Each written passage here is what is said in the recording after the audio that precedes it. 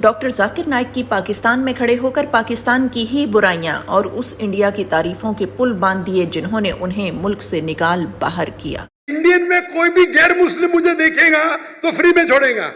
ये है India. CEO Pakistan का बोलता है 50% डिस्काउंट देगा, चार्ज कर रहे 110 रिंगेट 1 किलो का। मुझे इतना दुख हुआ कि पाकिस्तान में मैं आ रहा हूं, doctor Zakir Naik state guest है और वो 300 किलो छोड़ नहीं सकते, बोलते 50% डिस्काउंट देंगे। मुझे नहीं चाहिए तेरा डिस्काउंट। मैंने दुख होता है, बट ये पाकिस्तान का हाल। इंडिया में वो हिंदू मुझे देखेगा, डॉक्टर साहब है, जो भी कहेंगे सच के सिवा कुछ नहीं कहेंगे। ये इंडिया है।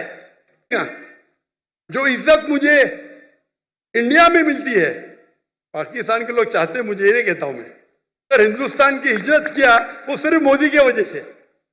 जो मजा वहां आता है और मजमा इससे बड़ा।